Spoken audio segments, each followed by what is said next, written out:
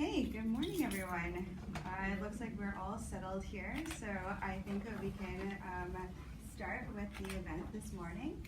I'd really like to thank all of you for coming out today and for joining us on the unceded territory of the Algonquin people here at the University of Ottawa. My name is Sherry Antom, and I am going to be your moderator for today. I am a third-year student in law school here at the university, and also am the president of the Indigenous Law Student Association. My home community is the Oneida Nation of the Thames. So I am going to give a little bit of context today in terms of how this day will proceed, and just explain how important this day is before I turn over the microphone to Dean Dodak here, who is also going to give some welcoming remarks. So as I said, today is a very important day.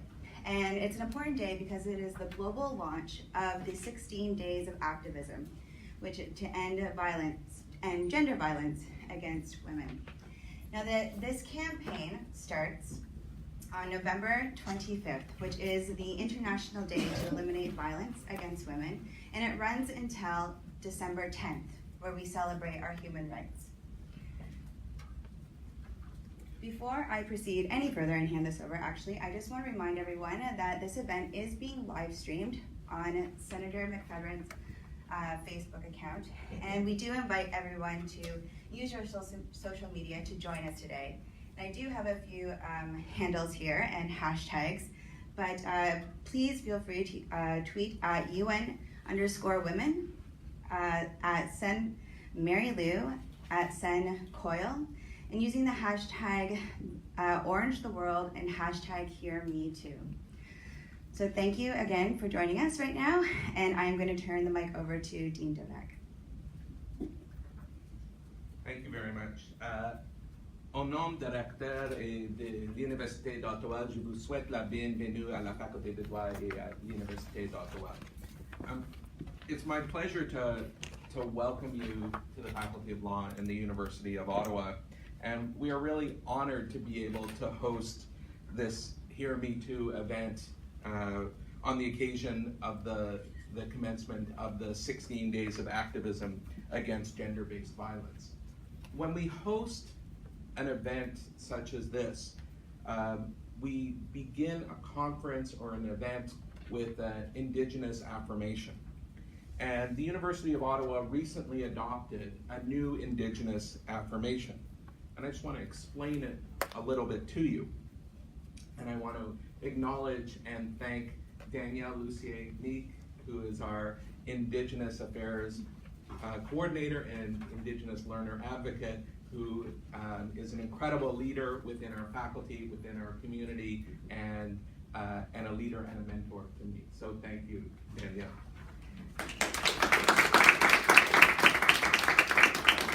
This Indigenous affirmation was written by the Indigenous Affairs team in partnership with the Indigenous Education Council, Indigenous students groups, and members of the local Indigenous community.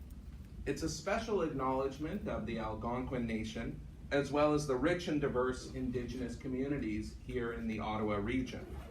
The Indigenous affirmation is a living piece of truth and reconciliation, and it's intended to promote a spirit of awareness of Indigenous people, both historically and today. Now, traditionally, Indigenous people did not use land acknowledgements, but instead they gave statements to recognize the hospitality that was shown to them when visiting other territories, to honor their ancestors, as well as to acknowledge the ongoing relationship of people to place. And this is the basis for the creation of the Indigenous acknowledgement that I have the privilege of sharing with you to commence this event. Nous rendons hommage au peuple algonquin, gardien traditionnel de cette terre. Nous reconnaissons le lien sacré de longue date l'unissant à ce territoire qui demeure non cédé. We pay respect to all Indigenous people in this region, from all nations across Canada who call Ottawa home. Thank you very much. I look forward to listening and receiving the results of the deliberations this morning. Thank you very much. Thank you, Dean Dodak, for that. Very much appreciated. Now, as we continue on, I'm going to provide a little bit more background on the 16 Days of Activism for those of you who might not be aware of it. Now, the 16 Days of Activism was first launched in 1991, and in 2013, it was joined by the Unite campaign, which was launched by the Secretary General. This campaign is to promote ending violence against women. And the theme for this year's Unite campaign is Orange the World, #HearMeToo. And managed by the UN Women, which is an entity of the United Nations, which is also dedicated to gender equality and the empowerment of women, the Hear Me Too campaign brings to the forefront the voices of women and girls who have experienced violence, or who have survived violence, and who are defending our rights every day. It is also a tribute to the #MeToo campaign and the mobilization of women and girls internationally. Now you might be asking though, what is the purpose of this event? Why is this event important? And why are we discussing these issues amongst the student body? Let me start by saying, the Hear Me Too campaign reminds us that women and girls are experiencing abuse and violence, and their stories need to be brought to light. And it is important for us to acknowledge that this abuse and violence happens on our campuses as well. For instance, 1 in 5 women will experience sexual violence at their university or college. At least 1 in 5 transgendered, genderqueer, and non-conforming university and college students have experienced sexual assault. Sexual assault accounts for about 33% of all crimes against Indigenous women, who also experience violence 3 times more likely than other women. And women living with disabilities are also 3 times more likely to be forced into sexual activity by use of threats or violence. Acts of sexual violence are also more likely to occur within the first 8 weeks of starting university. And yet, sexual violence remains to be unreported or underreported. Why is this? Some of the reasons are that exist and that we learn from the Canadian Women's Foundation is that our culture has become accustomed to blaming victims for abuse rather than the perpetrators. Women tend to internalize victim blaming. They might experience psychological responses to the trauma, including denial, shame, guilt, and embarrassment. Finally, reports indicate that reports of sexual violence made by women of color are taken less seriously in the criminal justice system. And these factors do lead to the underrepresentation or underreporting of sexual violence crimes. In saying that, the purpose of today's event and the Hear Me Too campaign is to engage in an intergenerational and intersectional dialogue to end violence against women on university and college campuses and our surrounding environment. So today, we are joined by a really great group of panelists. We have the UN Women Executive Director, Fumuze Mambo-Noka. We have the Director of the Human Rights Research and Education Center, John Packer. We also are joined by Senator Mary Coyle. And we have Taylor Arndt, who is an undergraduate university student at Carleton University. And we have Dylan Black here, who is a PhD student here at the University of Ottawa. And we are also joined, I'm very fortunate to be joined by the High Commissioner of South Africa, Mrs. Delamini Mantubo. Thank you so much for joining us.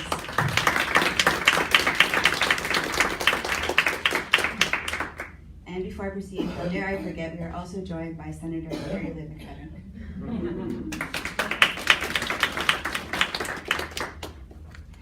So I'm just going to do a little bit of housekeeping in terms of laying out the rest of the event today. So that was a really great opening part in providing background information, but the rest of the event is going to be more engaging, and we really want to be able to provide an open space for everyone to have a very frank dialogue and raising issues and concerns that deal with sexual violence on campus. So to start, we are going to be asking a single question to each of our panelists, and each of the panelists will have 5 minutes to respond. We will have Lisa, which I think, is right here, and she will give you a little cue when time is running out. After we are done with our, the panelists are done answering their questions, we are going to open up the rest of the Q&A to the audience and what we're calling the hot seat. So, dun dun dun, it is very, very, yes. So that is going to be a real opportunity where we would like our audience, our participants, to be able to ask those hard-hitting questions that you haven't been able to ask before, that you want to get out, and that you really know that we need to hear in terms of the concerns and the issues that are happening on the ground as students at both University of Ottawa and Carleton. Okay? All right. So I will start with our first question, and I'm going to start this with our first panelist, the Executive Director of UN Women. So the question we have is, you started as a youth advocate and activist. What did you learn that you can share from your previous experiences to end violence against women? Good morning, and thank you very much to all of you for braving the weather and being here. Maybe in Canada this is not a big deal. It's a big deal for me. I come from Devon in South Africa, which is a very warm city. We say that about Devon that summer never ends. So it's a big thing to have me, but it's beautiful to look at the snow. So thank you so much. Thank you, Prof, for the welcome, and of course, thanks Sherry and everyone else who made today possible. And of course, my co-legislator, back in the day, I too used to be in your hot seat. So it's wonderful to also have my High Commissioner here with us and my team. On this issue of ending violence against women, if I look back at the time when I was much younger, less informed, violence against women was not as visible and as well defined. It took me years after I was much older, much more informed about rights of women, to actually recognize that a lot of things that used to pass on as a way of life was actually wrong. Back in the day, actually, the entitlement of boys was even perpetuated by families. And even it could have started non-violently, but it definitely laid the ground for boys not to think that consent exists. I think it took the journey of being an activist, fighting in South Africa for our constitutional democracy, having to define terms and give them substance and meaning in real life. And of course, being connected to activists and women all over the world, that we have been able to get to a point, even of just defining this one word called consent and give it meaning in law. I don't want to entangle myself in too much legalism in front of all you guys who know much more than me. But I think if we hadn't gone through all of this and fine-tuned the fact that women can object to being harassed, to being violated, even by their own partners, that whole journey made it possible in 2018 for the Two movement to actually succeed, because they were able to define what it is that they were objecting to, and people who wanted to support the movement were able to take the matters up, go to court, win, make the perpetrator accountable, and now we have a whole movement of people who are saying, that happened to me too. I could also ask for those rights. So for me, it's been a journey, and I think that journey has really been enhanced by the people I've met along the way, yourself included. You're taking me to the next stage of this journey, so it's really been important to stay connected with a lot of people. Thank Thank you so much for sharing that. There's comments that I would like to make, but because we do have a limited time frame, I am going to continue to move on to the next question for the next panelist. But I would like everyone to feel free to keep in mind some of the statements that have been made and to capture those if you in some of the questions that you might have in the next segment. So the next question that I do have is for Senator Mary Coyle. All right. Now we do have, in terms of your experience, so from your experience as the Executive Director of the Frank McKenna Center for the Leadership at St. Francis Xavier University, can you tell us how this role shaped or changed your understanding of gender-based violence? Thank you very much. It's, first of all, thanks Sherry, and thank you Kumzile and everyone for being here today. Yes, so now I'm a senator. Before this, I had a couple of other roles, and I'm from Nova Scotia. I spent, 20 years, more than 20 years, working at St. Francis Xavier University. First as the Executive Director of the Coady International Institute, and I'll speak about that briefly, as well as the Frank McKenna Center for Leadership.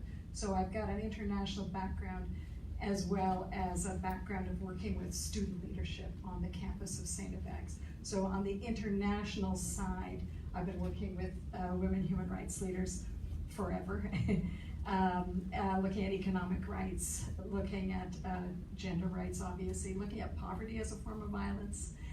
So much more on that when we get into the questions. But specifically, because we're here on a campus and we're talking with young people, when I was Executive Director of the McKenna Center for Leadership, my focus was always on working directly with students, helping students to define what they wanted to see as leadership programming, and looking at different paradigms of leadership as a way to prevent gender-based violence, to create a culture on our campus that was conducive to safety, to inclusion, to the kinds of things I think we're going to be talking about here today. So who did we get in to speak with, we had the students' voices always represented. Let them be the ones to speak, not me. I'm not the sage on the stage. Let the student voices be heard, but also bring in people like we brought in Buffy St. Marie, okay? And Buffy talked about the American Indian movement. She talked, in fact, we brought her together with the family of Annie Mae Aquash. I don't know if people know the story of Annie Mae Aquash. I won't get into it today, to talk about the violence that ended Annie Mae's life. Annie Mae is from Nova Scotia. We had General Romeo Dallaire come in, and we brought him together with the family of Lionel Desmond, the young soldier from Afghanistan who's from my area, who ended up killing his wife, his mother, and his daughter. So we brought him together, who's dealt with post-traumatic stress disorder, with the family members of the victims, actually.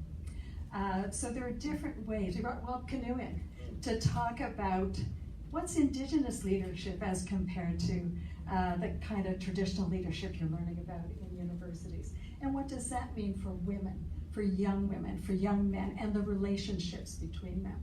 So those are some of the things that we were involved in through the Frank McKenna Center for Leadership. Thank you. I'm hearing really great themes here, just from both of our first two speakers. And one that we really need to keep in mind is consent and defining consent and thinking about how important that is, especially in the legal framework that we're in right now and the era that, the issues that are currently brought forward.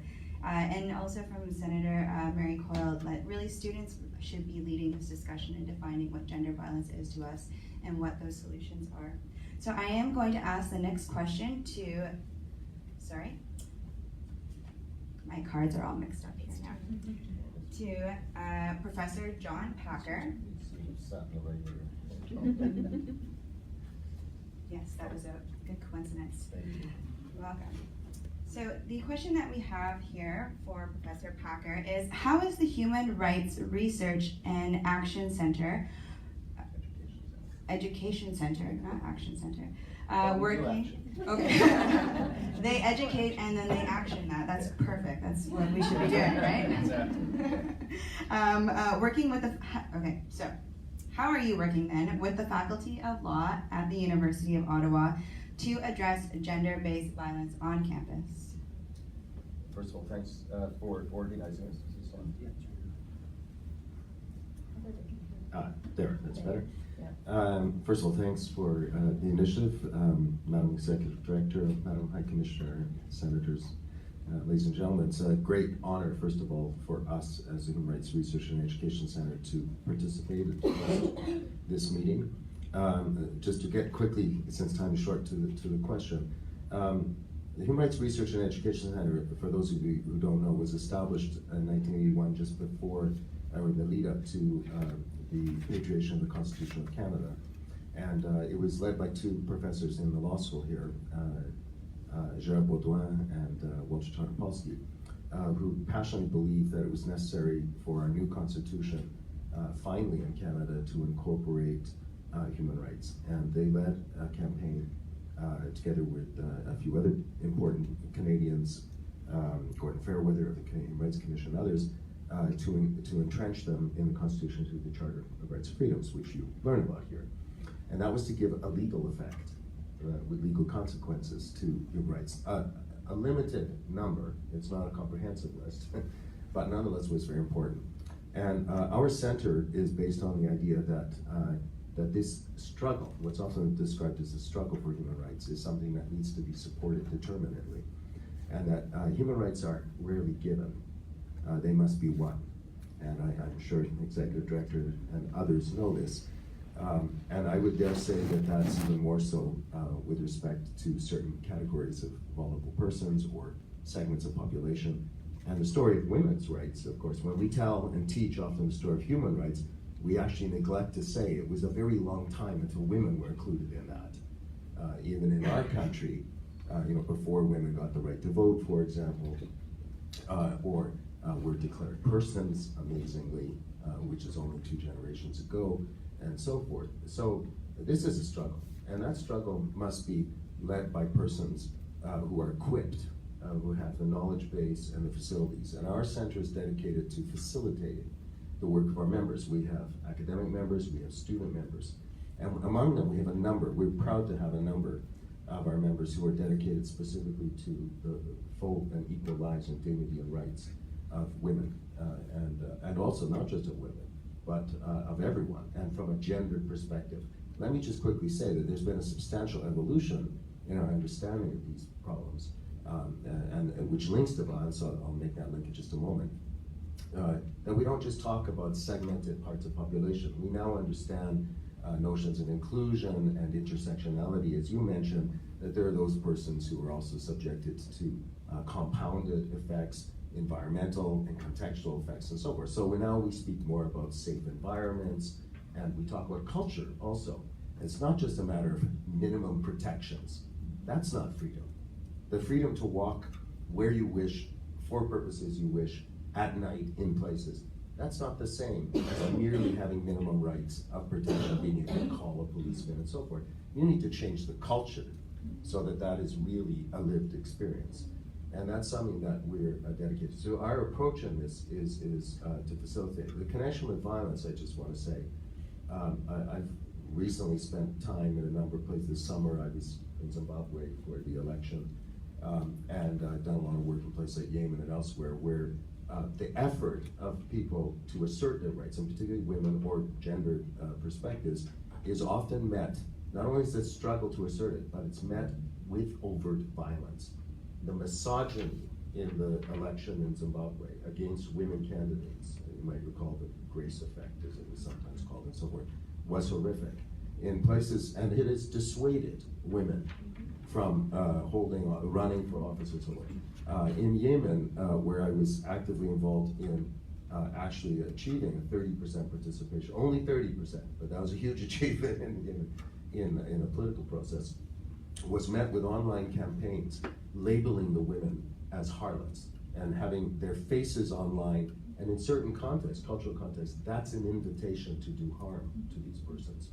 So I think we just need to be aware that this particular struggle we're talking about, and the struggle takes place here on our campus too, is an ongoing struggle. And I just wish to underline our commitment as a Human Rights Center to supporting our members, our students, and our community in building a full and free environment.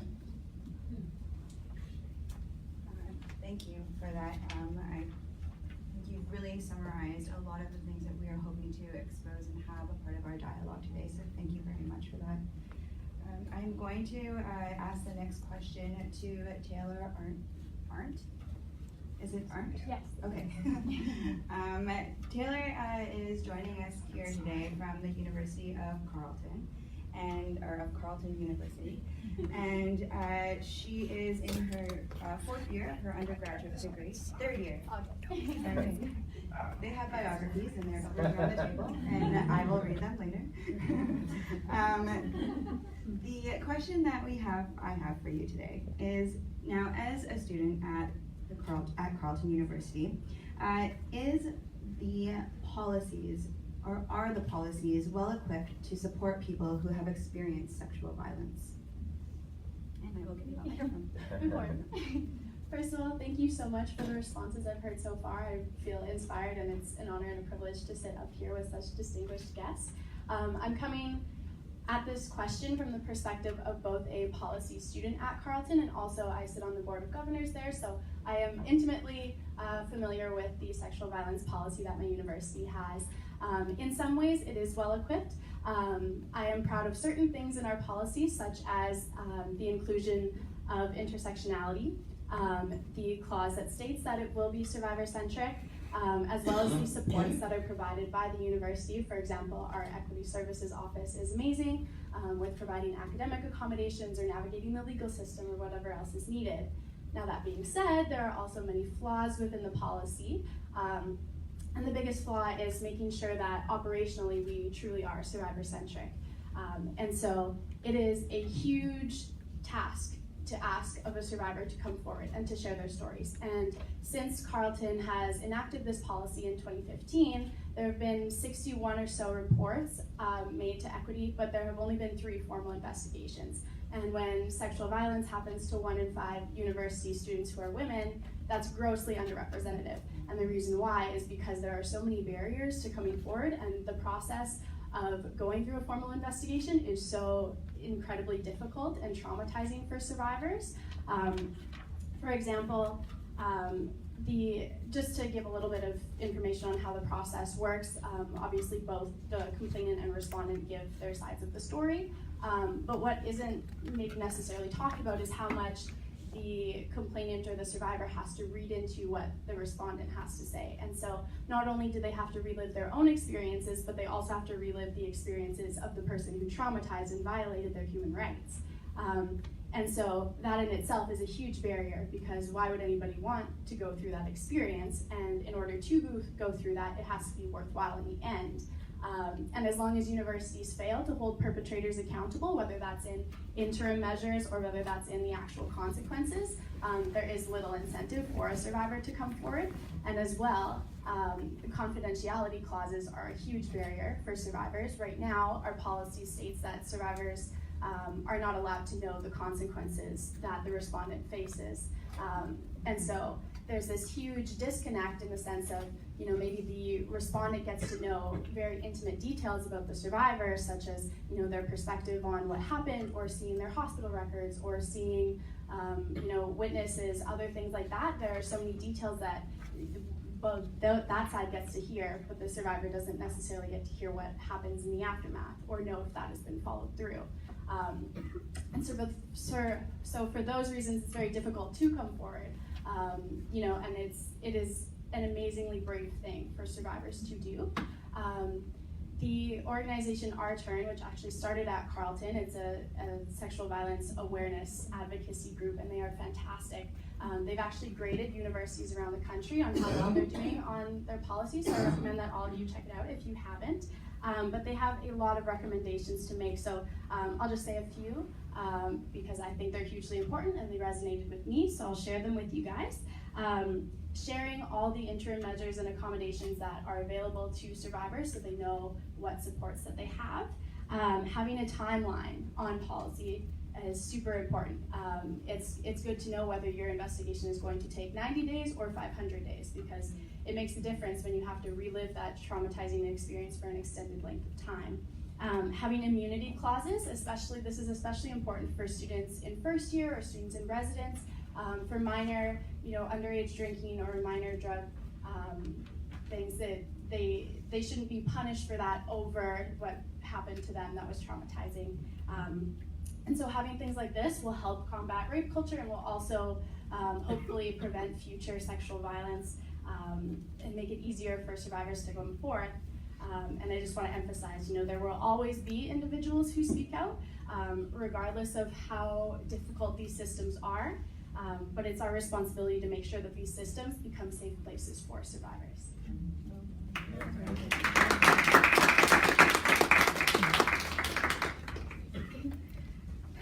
Thank you for sharing that, Taylor. It's very much appreciated, and it provides a very good in-depth in terms of what the processes are and experience that survivors will have if they do end up going through the policies that processes that universities have. So I appreciate that. I think we all do. The last panelist that we do have for this first segment is Dylan Black. And Dylan, I do have this information correct. Dylan is a PhD student at the University of Ottawa.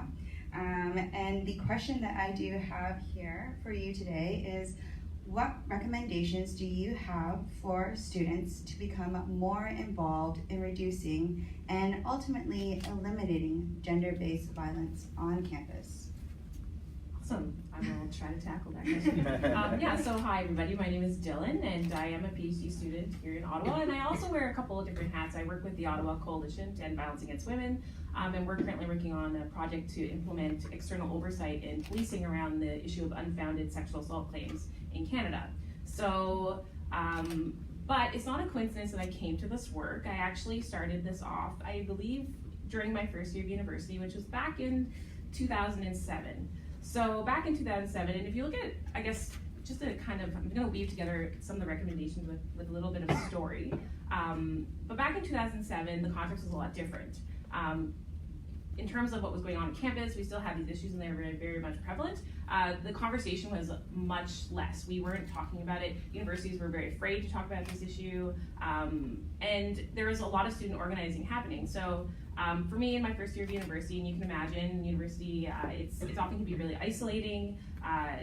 University students are often going for the first time out of their homes, they're living away, they're experimenting with their identities, they're experimenting with a lot of new experiences. So I think that's kind of something to really keep into consideration when we're having these conversations. And for me, during first year, I was walking back from class in one of the parking lots and I was attacked. And so as a queer and gender non-conforming person, experiencing sexual violence was very complicated. And obviously, we talked about the emotional impacts. We talked about a little bit, what survivors shoulder a lot of the times when they're kind of dealing with these issues. And for me, when I went to Access Services, I wasn't believed, particularly because of my LGBTQ identity, as well as just the lack of understanding around sexual violence and gender-based violence. So I lost a scholarship. I quit school, and honestly, just something as simple as time. It took me a really long time to go back to school, and I wouldn't have gone back to school if it wasn't for an incredible group of young women and survivors who, in 2007, were fighting for a sexual assault center on campus. And with little money and a lot of heart, we did what feminists do best. We held a bake sale, and we raised $500 and bought recycled flip phones and decided to start our own crisis line. And at the time, that was the first crisis line, I believe, in the country. And we trained ourselves with the Sexual Assault Support Center of Ottawa, and we did a lot of advocacy. We did sit-ins, we did banner drops, we had conversations, we connected with other student groups who maybe weren't working on the issue that we were doing, but who maybe held a lot of the similar values and beliefs and struggles that as students that we were having. So we dropped leaflets in professors' mailboxes. We really tried to have a more collective vision on our campus around sexual violence and gender-based violence because people just weren't willing to talk about it. It took 7 years for Carleton University to, in 2012, open their sexual assault center. It wasn't exactly what we wanted, but it was something, right? So, and I think in terms of trying to do this advocacy on campus, it was really definitely a huge struggle. And I think, it's not just about the individual, right? It's about the institutional, and doing this work over the last 10 years out in the community, the importance of community is just absolutely incredible. And I think, knowing all the different intersections and complications and complexities around the institution, what we didn't know then was how complicated institutions like universities and campuses work, right? So, there's different levels of management, trying to find allies, unlikely allies in certain areas. You have professors, you have your unions, there's a lot of issues with the mental health policies, the way that survivors are being sanctioned under certain things. So, and also just that larger institutional accountability. So something I think that I really would like to push is, students, you have a voice, you're able to hold your institutions accountable. And in doing so, I think, we can have better reporting mechanisms, we can have better support. There's community organizations out there who can advocate for survivors, because that's something that I think about a lot is, are these institutions well placed to really serve the best interest of that survivor? And I think just remembering that out there in the community, there are advocates who've been doing this work for a long time, and connecting and building that kind of long-term vision is really important. And just thinking through things like, how do we get transparency, and how do we get accountability from those institutions when they're not willing to give us the information, when we don't know what the processes look like, and also having policy that has teeth, right? That you're actually able to implement and that's actionable and has actual outcomes, versus just having, a couple words on a page that actually don't mean anything in the real lives of people on the ground. So that's kind of some of the things that I've been thinking about, but I'm really looking forward to the rest of the conversation. Thank you.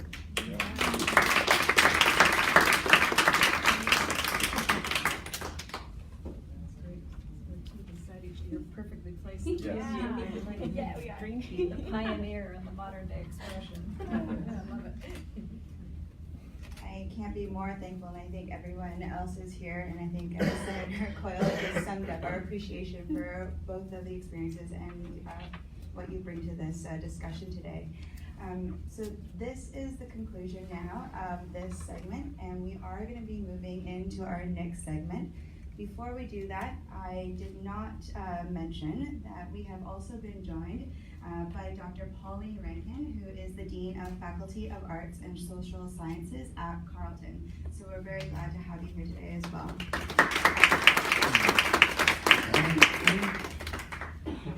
So for this next segment, I have too many papers now. We are calling this the hot seat. So I'm actually going to ask, even though we love Taylor and Dylan so much, if they would like to please join the rest of the audience and open this segment up to you, the participants, the reason why we are having this forum.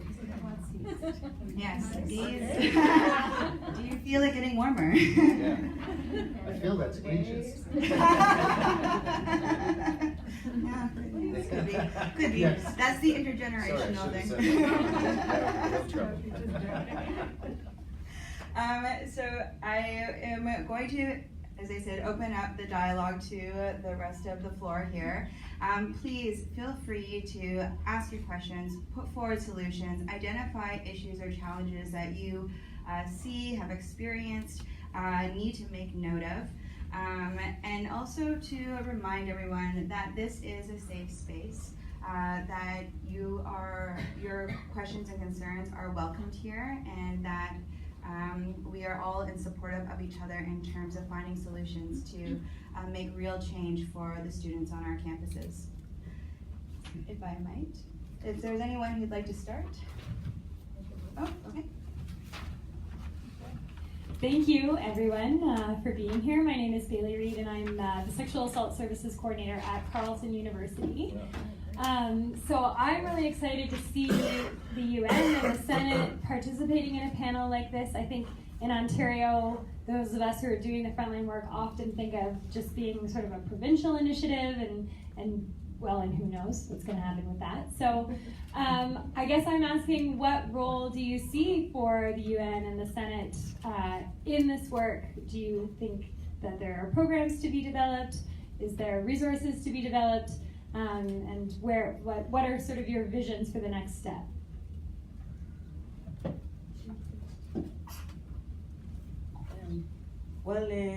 I think that is our job actually, to make sure that this work is institutionalized.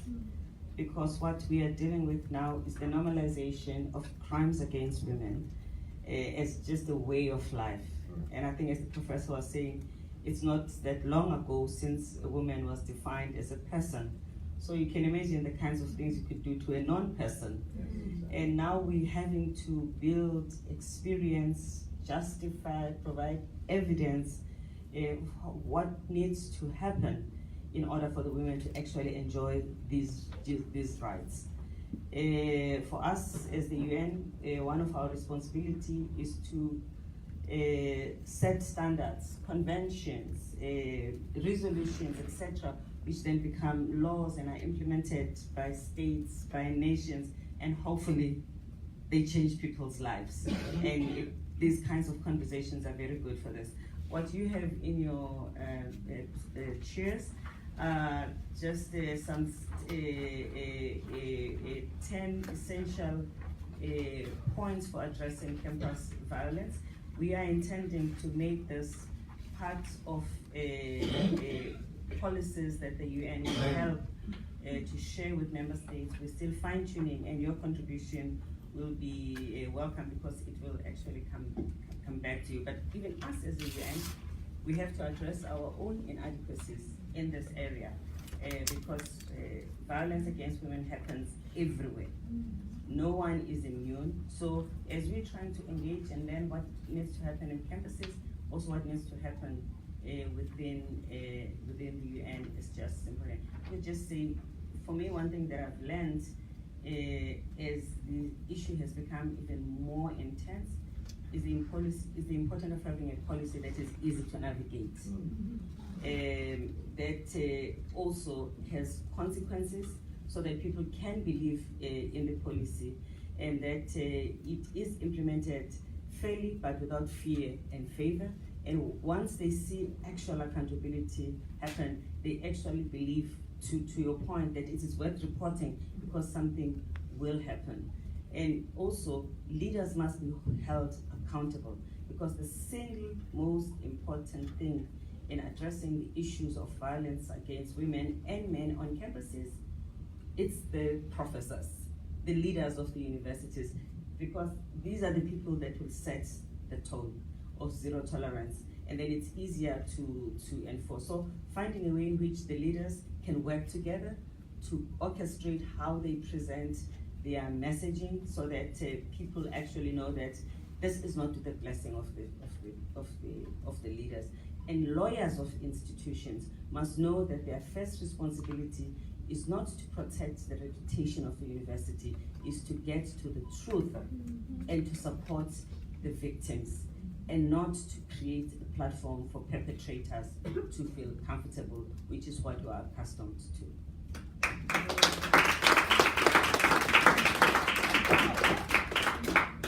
She wanted me to answer. Oh, sorry. I think that's That would be wonderful. Yeah.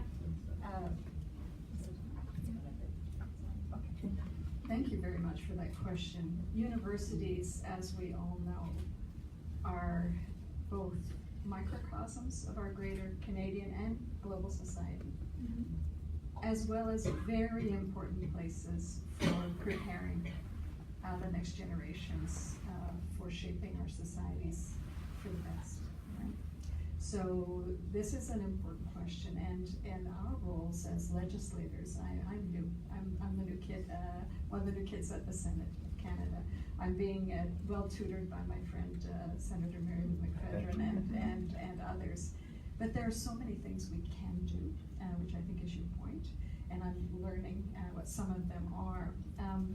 And just before I get to what we can do at the Senate, and I'll try to be very quick about this, you mentioned, I think, that institutions are individuals, right? We're composed of individuals, and as individuals, we have responsibility and accountability, and we all bring something to the table. So the senators, and you're seeing a change in the Senate of Canada, the majority of us are now independent senators, and we come from very different walks of life. Lives lived and lives worked, right? And in my life lived, you've heard a little bit about my life work, but in my life lived, I'm a family member of a murdered Indigenous woman. I'm a family member of a young transgender boy. So that I carry with me. I'm a victim of sexual assault, which I mentioned in the chamber last week. I was sexually assaulted as a young development worker in Botswana by an older donor. So I take that with me. The personal comes with me to the institution. So now to the institution, the Government of Canada, right? So I look to see, there are lots of things governments can do. One is investments, right? Money, right? So Money's good.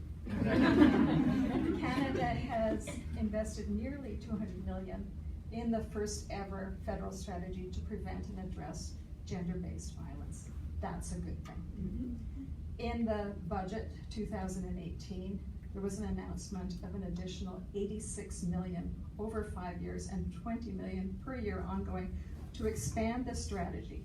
New investments focusing on preventing teen dating violence, enhancing and developing preventative bullying and cyberbullying initiatives, equipping health professionals to provide appropriate care to victims, among other actions. So I'll just read that out as something on the investment side. And of course, there's got to be other investments, but I just wanted to mention one of the things I am learning and am now engaging in as I can is, as senators, we're involved in bills, the laws, right?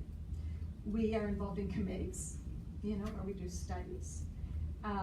We can have inquiries. There are motions. There's a variety of things we can do.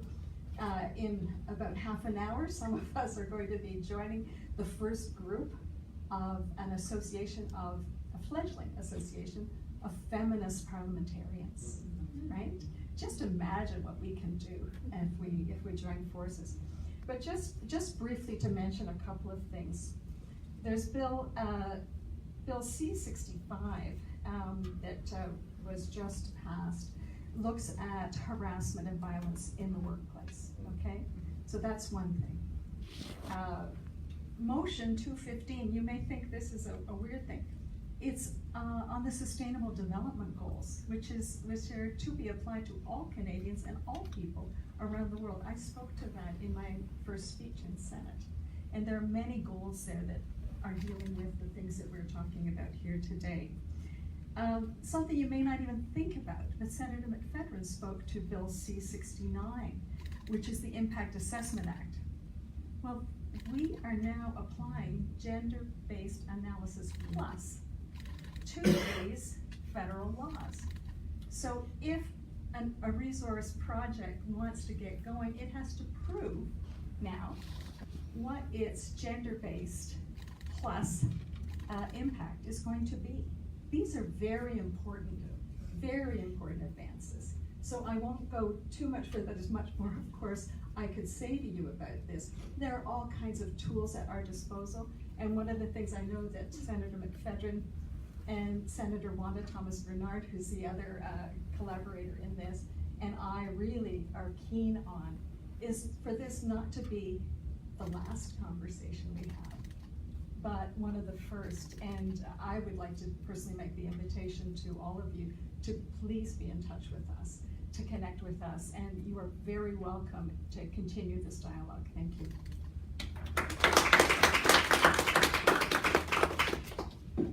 Thank you for that, Senator, and I apologize for trying to take the mic away from you to begin with. trying to control speech here. I just wanted to answer the question. Yes. I am going to just note that we have approximately 20 minutes left, I think, for this forum. And before I continue on, I want to also acknowledge, because I have failed to acknowledge another individual who has joined us today, who is Olupa Benji, who is the director of the Civil Society Division for UN Women. So also, Olupa, thank you for joining us today. I promise next time I will have a full list of all of those who are in attendance and will not miss anyone. So I'm turning this back over to the floor. Does anyone else have a question you'd like to ask? Yes. Hello, my name is Yasmin Strodens. I currently work as the advocacy coordinator for the Canadian Federation of University Women, but I previously worked both at Trent University and Carleton University in residence as a mentor to first and second year students. And I had survivors come and self-disclose to me. And what they identified as one of their primary concerns of a lack of accessible services at the university level was to mental health services. They would say that often they would have to wait either a month or longer to see a counselor because, at least from what I understand, at many universities there are, as a good thing, becoming more conversations about mental health, but the universities haven't seemed to be able to keep up with the demand for these services.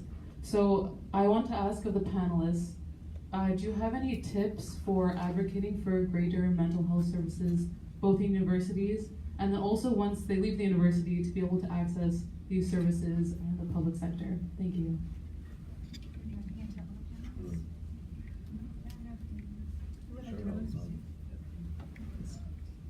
First of all, thanks for raising that, I mean, particularly here. And allow me just to add one other thing I neglected to mention earlier, just institutionally in terms of our Human Rights Center. We are unashamedly a human rights center for human rights.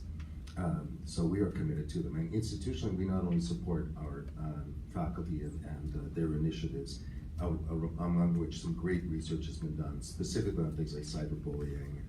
We have a tremendous Women in the Law set of colleagues and others, and Institute of Feminist and Gender Studies and so forth.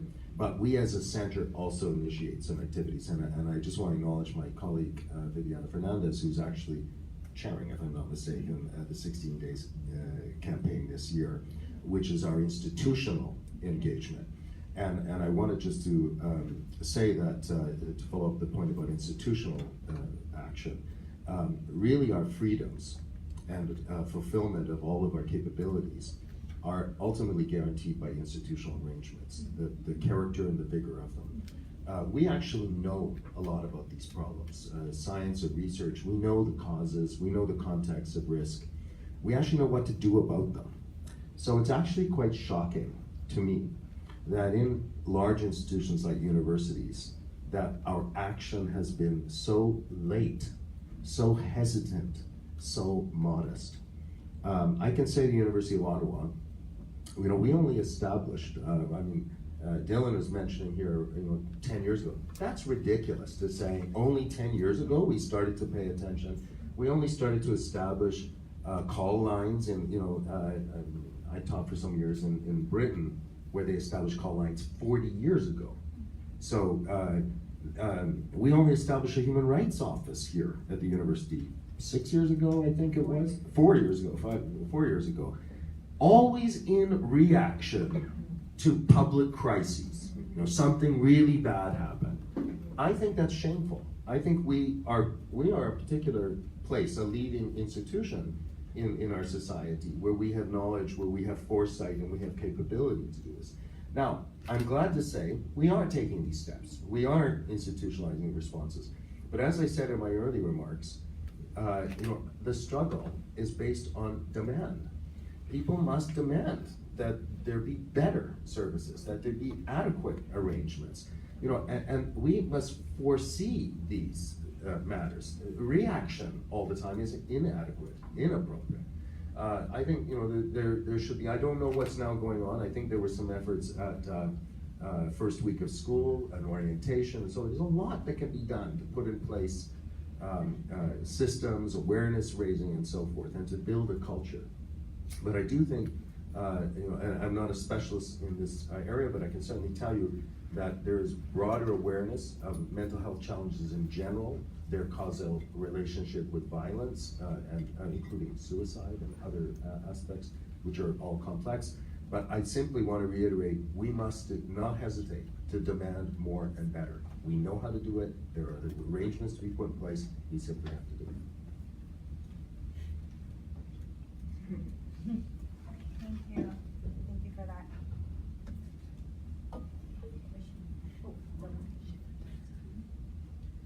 Sorry, we have audiences that are following us on Facebook. Yay! And we actually have a question from our live stream, and I know I look really silly right now. Try to read. I'm so sorry.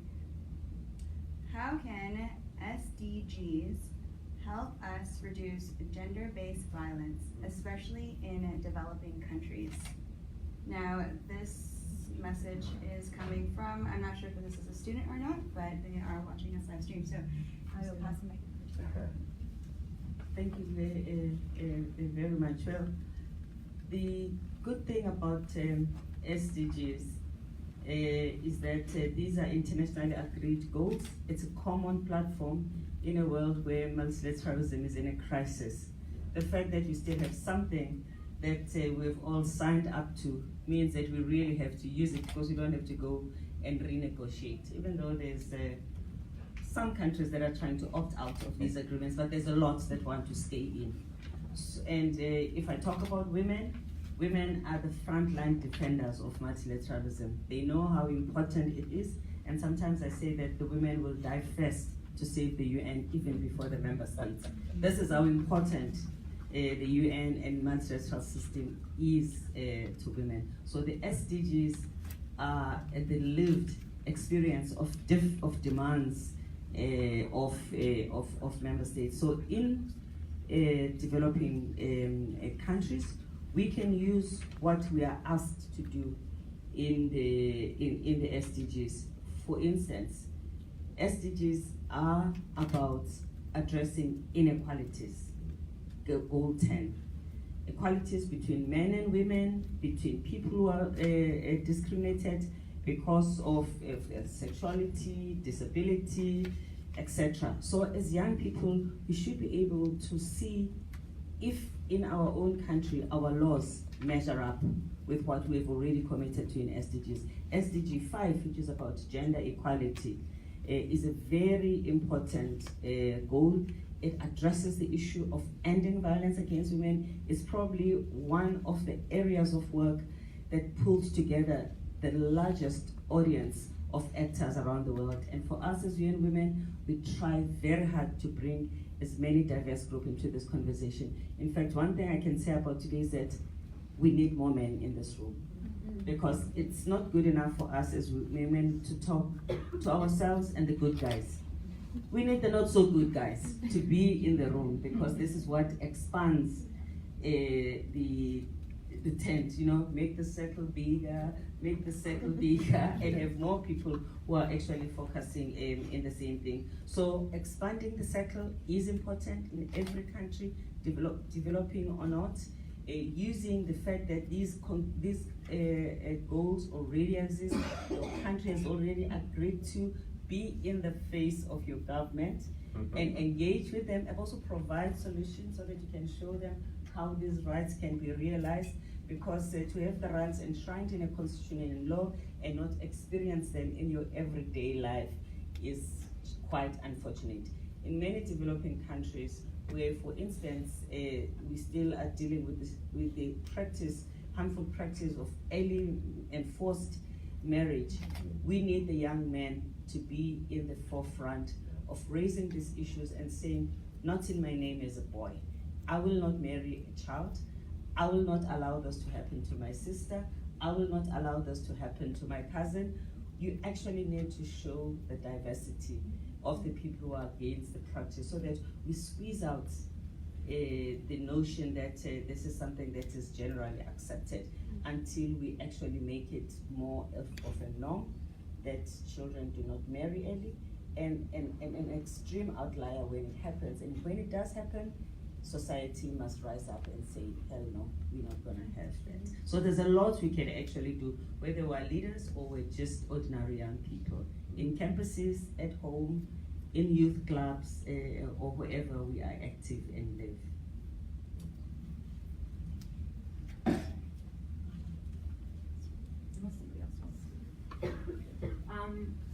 Hi again. I know, right? It's always so nice, and like Fumzili and I were on the Gender Equality Advisory Council, so it's just amazing that we get to be in the same space again. Meant to be. Meant to be, absolutely. So I guess speaking, kind of building off of the question around support, something that we've been kind of struggling with is really that campuses are really interesting things. They're very complex kind of organisms, right, that have all these different moving pieces. And like I'm just thinking of all the barriers, like having enough support services on campus, but then also in a way that is meaningful. So we're seeing like survivors going to health and counseling, they're accessing support, but then anytime they go to report to the university, there's a possibility that that report becomes into a criminal process, which is outside of the jurisdiction of the university, right? And then they can get subpoenaed all the notes. So it can be used against the survivor. So that's kind of something that we weren't really thinking about, having like all those different mechanisms in one place. I often question if universities are even really well positioned to really fight on the behalf of survivors. So, which is why I think it's really important, that community piece. So here at the University of Ottawa, they have the Ottawa Rape Crisis Center who actually comes in and does the counseling and the advocacy. And I think having that external kind of oversight piece is absolutely important. There's also the question around academic freedom. We've had a lot of pushback from professors around, the tension between academic freedom and also trying to promote cultures of consent and safety on campuses and tackling rape culture.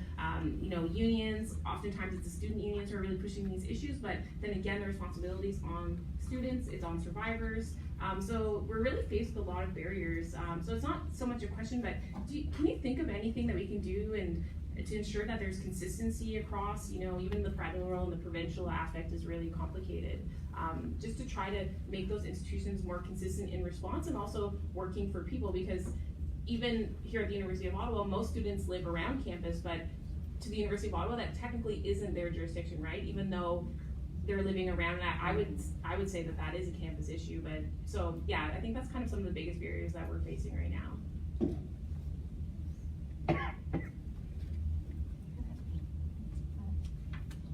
I certainly don't have all the answers, but this is a dialogue. No, as you were speaking, it's interesting. My experience base, most of my university experience base was at a much smaller university in a very small town, which shares exactly the same issues that you are expressing and that you've also expressed, Taylor. In fact, there's been quite a flare-up this year at St. Francis Xavier University, and I know it's no different from any other place. But one of the things that I found worked really well, and this is not to slough off responsibility, but the partnership between the university and the Antigonish Women's Resource Center was a brilliant one, because there were separate kinds of supports as well as expertise within the Antigonish Women's Resource Center, and a number of things are done in common by those two bodies in our community. The bringing in the bystander training program, for example.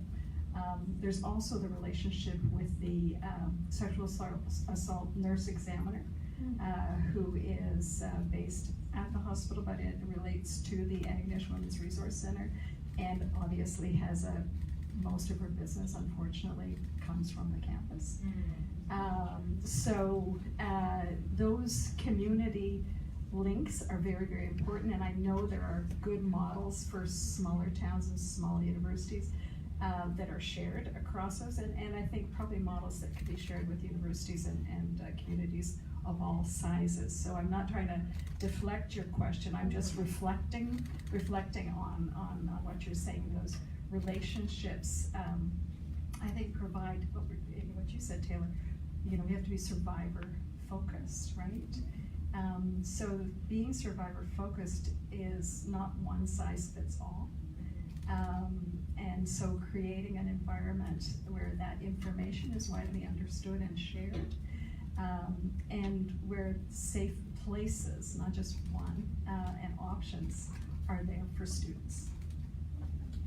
If I could also add, first just to say, I'm sorry Canada, you've got to take one for the team. To the extent that you have a country that has the most enabling environment. You can imagine me sitting having this conversation in Afghanistan, which I do have, or having this conversation in Honduras, or in the DRC, etc. So there is a bigger responsibility and pressure on yourselves. And I know the people that are concerned about these issues, many of them sitting in this room, we're not necessarily the majority of the people in society, and that is why working together with other people and using your collective strength is actually quite important.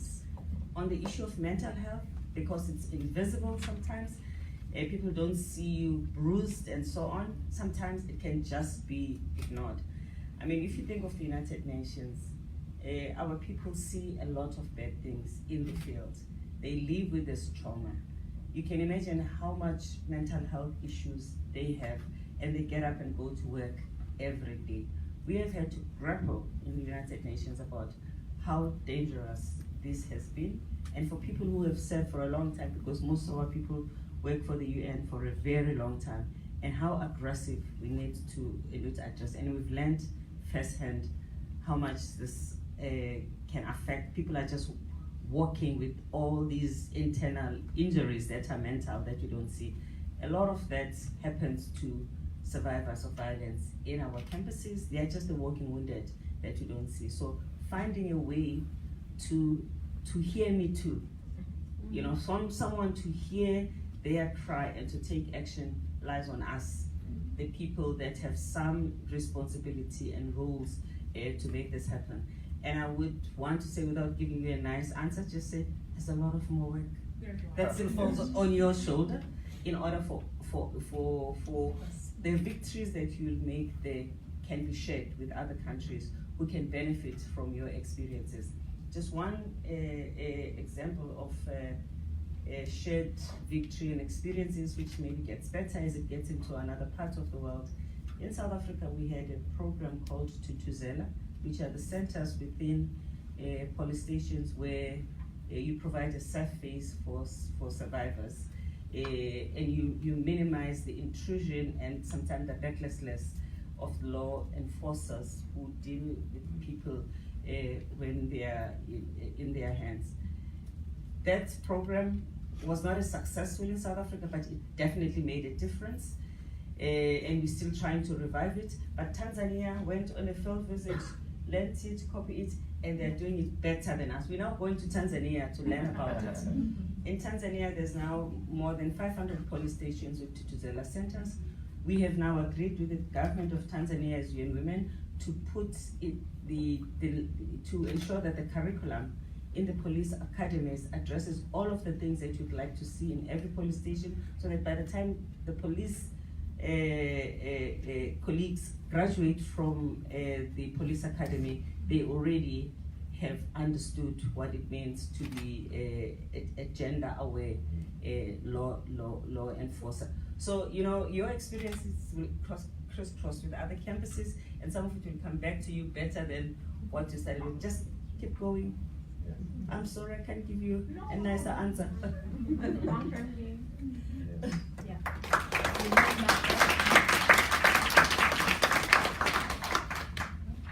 I have to thank everyone for their questions and for our panelists to provide the responses that you did. And with that applause, I am also going to say that we are coming to conclusion of the hot seat. So you survived. I do want to open up the floor to both Dean Dudek and Dean Rankin to just give closing remarks. And the last request that I will have after we have the closing remarks is that we do want to take a photo where we are going to be wrapped and surrounded by this beautiful orange cloth to represent and promote, yes, that it is the orange world. Okay. Orange the world. Orange the world. Orange the world. Lost my words already. Okay, so I'm gonna give it to Megan. Thank you. It's hard to follow such an inspiring group of commentary, and I do want to begin though by telling you something that just happened while I was sitting here. So I just got a Facebook message from colleagues that I have in Ukraine, where I've been working with their Legal Aid Center project. And so today, using the example from Canada, from our strategy to end gender-based violence, they have produced a gender strategy that got accepted today. So there is work happening. There's work happening internationally, which is inspired by what's going on in Canada. It doesn't mean that we don't have a very long ways to go, but I think that the comment that you made, that Canada has a responsibility to keep this agenda moving is really true. I want to also thank the senators who are here today. I would also want to mention somebody who I've been inspired by over the years, and that is Senator Kim Pate, whose work I think is always inspiring to all of us. And so as a political scientist, I think it's really important for us as feminists to work with women who are at various levels of government. I want to end though by saying that it shouldn't be the responsibility of students to move these agendas forward in universities. It should be people like me in leadership. It helps to get more feminists in higher education. And so we can make a lot of noise. There was a button on the Carleton campus a few years ago that said we are noisy people, and we need to continue to be noisy people and push these agendas forward. But I do want to acknowledge the extraordinary contributions of the students on the Carleton campus. I'm really proud to hear your comments today, Taylor, and I know Dylan's work from 2007, and that group of students changed the dialogue at Carleton, and I was honored to be able to witness that and to learn from them. So thanks very much for this opportunity.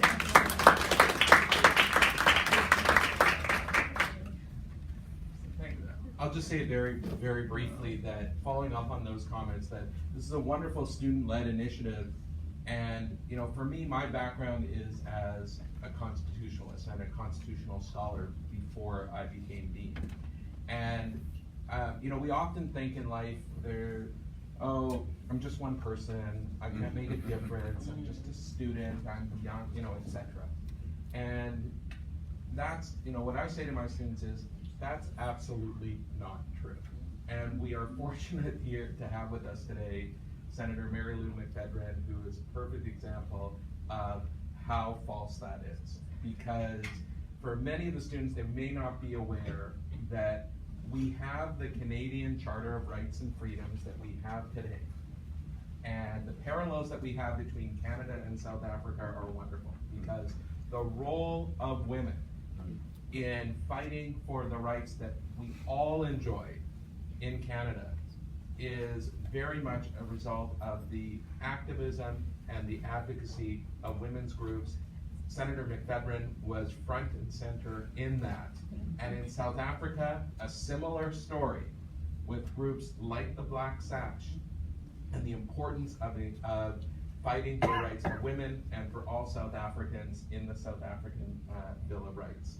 So I just want to acknowledge that, and I want to continue to encourage partnerships between Carleton and Ottawa U, between students and faculty and administrators, and thank all of you for your leadership, for your inspiration. And Nkosi Sikaleli Africa, Megwich, merci beaucoup.